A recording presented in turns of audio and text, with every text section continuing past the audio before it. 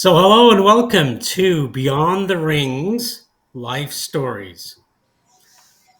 All of us here today, we came together through the Unionville Curling Club, but we all have our story to tell that's more than just curling, it goes beyond curling. So, this show is an attempt to kind of explore some of the stories that each of us have that is beyond curling. So, I'm going to be your host, Michael Heap, and I'm also joined by our executive producer, the inevitable Nilesh Hathi. There he is. And as many of you may be aware, Milesh and I, we've been co-chairs of the mixed section of the Unionville Curling Club for several years now.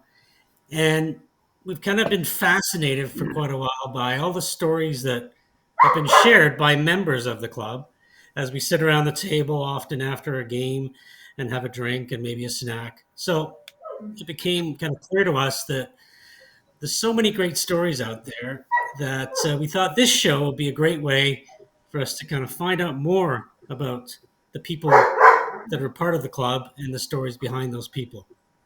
And so the first two episodes of the Beyond the Rings life stories, we're going to focus on the members of two mixed teams that have made it to this year's club championship final. So to do so, those teams had to win a grueling set of three games over less than 24 hours. And right now, we are here with the team skipped by Patrick Rioux. Did I pronounce that right, Patrick? You did well, yes. Excellent. So we're going to learn a little bit more about Patrick's team. So we're going to start with the most important player on the team. And of course, we all know the most important player is the lead. So that's Sonia Vasquez. So Sonia, welcome. Great to Thank have you you. here. So just a little question off the top. I know during the mixed playoffs, we noticed your daughter was at the club watching you play. And so I'm just curious about, like, what does your daughter think about you and your husband curling these days? She thinks it's pretty cool actually, because I think that's the only sport that we do together. Because I'm in golf's a lot, and I haven't taken to golfing, but I do enjoy curling, so it's a fun event. I hope someday she will also curl, and it can become a truly family event. Mhm. Excellent. And I know, speaking of your husband, and he wasn't able to be there for your victorious run of the playoffs because he had some family obligations overseas. And hopefully things worked out okay. Yeah, he's back and he's excited to watch the game. Although I said I don't know whether I won because you were not there. Sometimes you do all these these things that you think lie in the stars. But I'm excited for him to be there. Yeah, that's great. That's great. So maybe the two of you joined the curling club a few years ago now. How many years has it been, Sonia? I think it was just before COVID, October, November 2019. Okay, excellent. Yeah. And so, what attracted you and into the sport of curling? Well, actually, it was my younger daughter who's been curling since she was, I think, grade three. So we would bring her to the club all the time. She would participate even in inter-club curling. So we'd be driving all around, and then other parents would keep saying, "Why don't you guys do this?" And we would say, "Nah, not really. I don't see myself doing it." And as we started to watch more and more, we actually said, maybe we should give this a shot. And once Aisha has gone to university, what are we going to do with all that time we used to take her to curling? And we decided to just try it out, and we enjoyed it. The game, as well as more than the game, I think the social aspect and meeting people, and the club is truly an amazing place with wonderful people. So that's what kept us going, and Great. hopefully I can increase the number of days. Super. Well, it's great to have you and Anin as part of the club. I think you've been great additions. And maybe a last question I'll ask you, Sonia, is outside of curling, and do you have any hobbies or interests of note that you'd like to share? I recently during COVID actually started gardening, and I do that with my older daughter. So that's something that also gives me a great amount of satisfaction. Um, I like meeting people with friends, family, socializing on weekends is awesome, and I love travel. So happy to go anywhere and see new places, and again with people, I'm social, so Mhm. that's what I most Excellent. like doing. Great. Okay. Thank you very much, Sonia. So let's move over to the gentleman who's wearing the wonderful hat with the broom on his shoulder. We're talking about David McWhirter. Good day, sir. So David and I, just to let you know, are actually neighbors. We live virtually across the street from each other. So we've known each other for many years, and we've socialized, and we've curled together, but we've also golfed together a few times.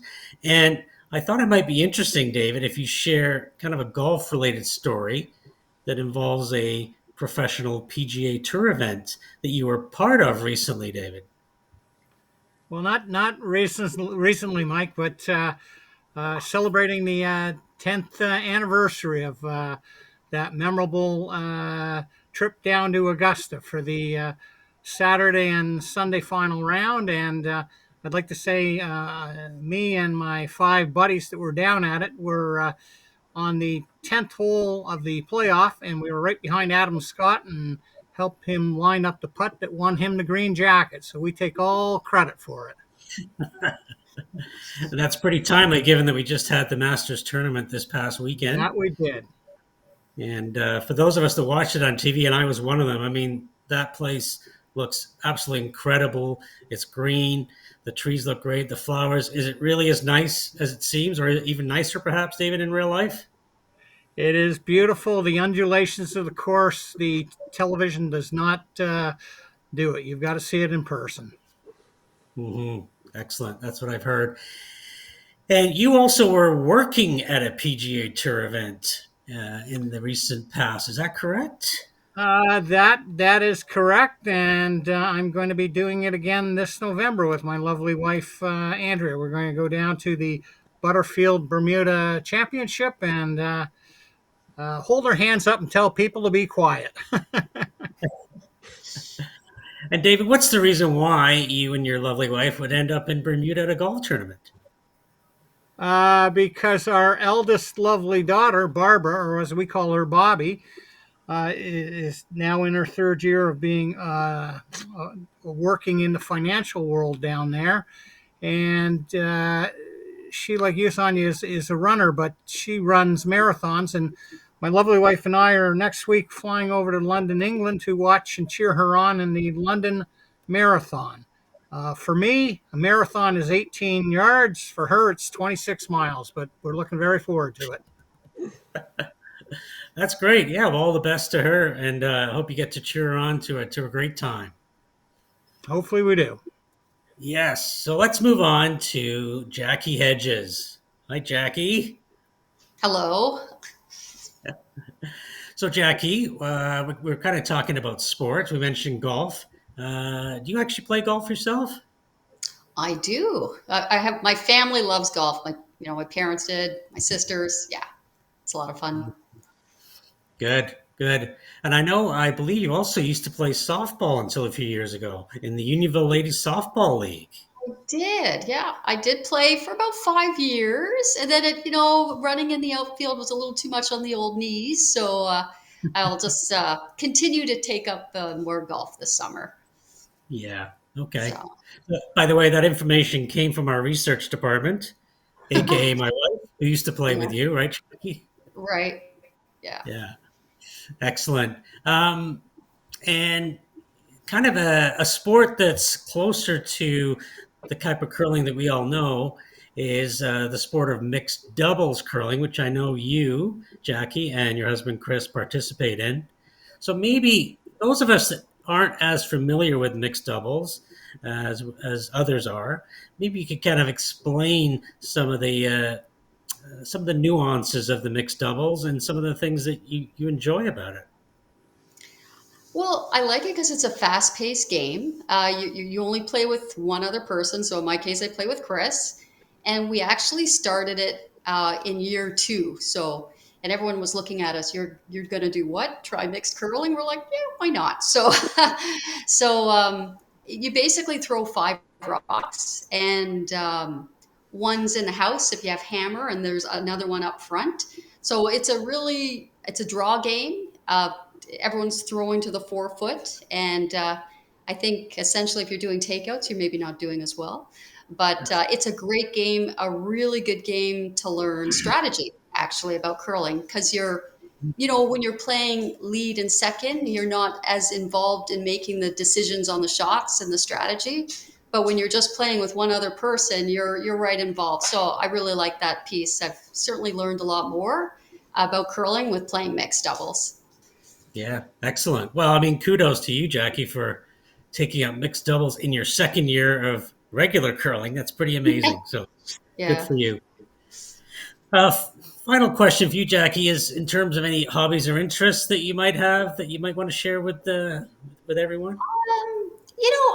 I've always loved sports my whole life. Like in when I was in college, I was played on the tennis team. Now Chris and we love to bike, so we'll bike all through the Rouge River. All the different trails. So you can usually see us biking from Markham to Unionville and back. Every Sunday morning. It's kind of a thing we like to do. So yeah, I would say biking, hiking. We'll be doing lots of golf when we go on road trips. We always have our golf clubs in the car, so that's guaranteed. So yeah, that's pretty well what we're doing right now. I would like to try. I have to admit, pickleball at one point. I would like to try that game. So Hmm. that's on my radar. So we'll see how that Yeah, goes. pickleball seems to be the rage these days with people who are in our age group, shall we say. Yeah, yeah, exactly. Okay, let's move to the man, the skip himself, Patrick Hey, Rioux. hello. Patrick. Oh, an applause too. Yeah. Wow. So, Patrick, tell me. So as a skip, we typically. Oh, there they go. Recover. All right. The crowd went to sleep there for a moment, but they're alive again. So, Patrick, as the skip, we typically associate the skip as the most experienced person on the team, which I'm sure is probably the case on your team. So, Patrick, how many years have you been curling? It's a lot. I mean, it's been off and on since about 1975. I mean, curling's been a central theme in my life. I think a very important part of my life, my entire life. I was in a curling family. Both my parents curled. Both my brothers curled. They were actually very good curlers. My brother lost the provincial championships as a junior, the finals to go to the nationals as a junior. My dad won. He was in the military and was military champion back in the 70s, like a very good curler as well. My mom won club championships in the women's division. They were good curlers. In fact, my mom curled when she was pregnant with me, and so you want to go back even further. When I remember I went to McGill, and Elish and I have a common Montreal theme. um, I first moved to McGill. I was kind of, lost a little bit. You're first, going to school. You don't know that many people. And I found a sign I was in the chemistry department at the time, and I found the sign for the McGill Curling Club. And I went, oh, I gotta check this out, and signed up. It was actually part of the Montreal Thistle Curling Club, which was at the time the second oldest club in Canada, formed in 1843. And the student members were actually just regular members. We integrated with the members of the club. We had curlers, 19, 20 years old students curling with 75, 80-year-old members of the club on the same team, which is really neat. A lot of these people were very much in the business community of Montreal. So you got this really good membership, or mentorship, I should say, from these, older members who integrated with. And it was really a great club. So, when I moved to Montreal, curling became very much my social life because you're curling, and it had great leagues and a lot of fun. When I moved to Toronto, same thing. First thing I did was find a curling club, and again, didn't know that many people. I knew some, but just find. Now you have a group that you can communicate. And any club I've been a member of, the members are fantastic. In fact, I met my wife through curling. We were at the Bayview Country Club, and Paula and I were, both members, and met her and talked to her a few times, and actually unofficially had our first date there. We were mixed league, and we had an early game, so she showed up for dinner. I used to get you dinner at Bayview, and so she sat down for dinner, and I joined her. And I remember the manager of the club, she comes out, and there's a candle on the table, and she lights the candle with us, and we had a private dinner, our first dinner together at the curling club. It wasn't a date, wasn't planned or anything, but that was like our first, evening out together. And then I think I asked her out shortly after, and the rest is history, 25 years later. But and then we joined. We joined Unionville about a little over 20 years ago, or around 20 years ago. So it's been, like I said, very, very important part of my life, forever. Wow.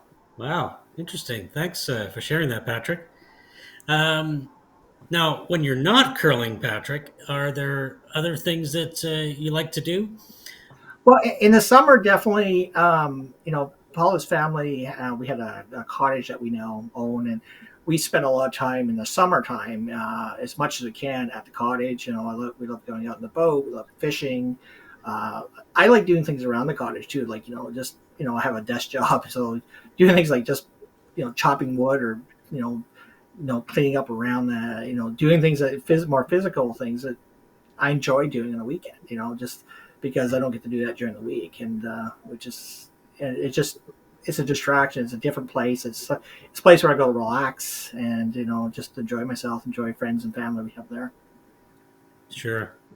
So part of your off-season training regime is maybe chopping wood, for example. Exactly. Even though I buy a splitter this year, so I know how much chopping I'm going to do. Right. Right. Very good. Very good. Anyway, thank you all very much for those great anecdotes. So that's just about a wrap for our Oh, show. Michael, we got more. We have more, and Elisha has more Yes, to add. we'll talk more. We got to talk about halves, which is me and Patrick, and the league, Oh, which is Jackie. no. How's it gonna go this year, Jackie? Sorry, you mean for the Leafs? You're Yes. wondering how it's going to go? Yes. Oh, okay. They have to make it past first round. So I'm going to say definitely make it first pass round. If they can get, it's Tampa Bay, right? So if Yeah. they can get past that. As long as they're not Boston, they might be okay. Exactly. So, And I have one more. Is there anybody else play pickleball? Anybody play pickleball?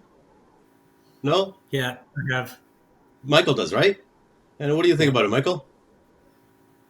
You know what? It's actually, I really like it. I like playing it outdoors more than indoors. Just to be out in the fresh air is great. It's enough of a exercise as you want to make it, and it's competitive enough, and you can get a good workout without killing yourself. So, So I think Jackie wanted it's to a great. start. How would she start? Well, I would say go to the Markham Pickleball Club website. oh, You can get a lot of information there. You can sign up as a member. They have sessions going on winter and summer. There are some brand new pickleball courts that are about to be christened in the next few weeks. I believe the first week of May over at Cornell. And they're purpose-built pickleball courts, not tennis courts, outdoors. I've seen them from a distance, and I think that could be a great place to maybe start your pickleball career this summer, Jackie.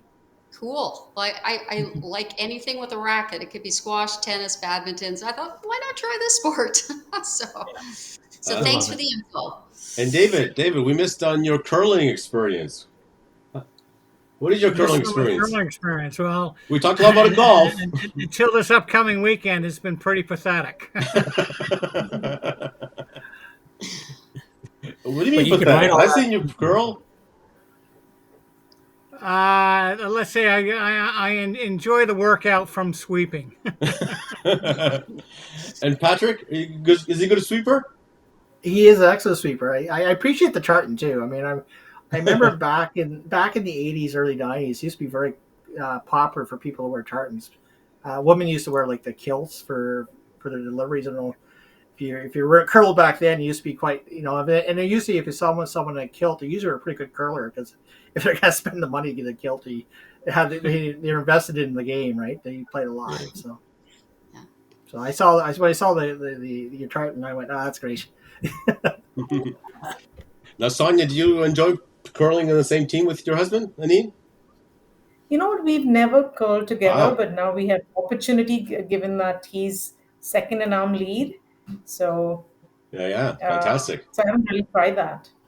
Now, you guys know it's all about this, right? Yeah. It's right here. Fantastic little thing. Oh, no. You Wow.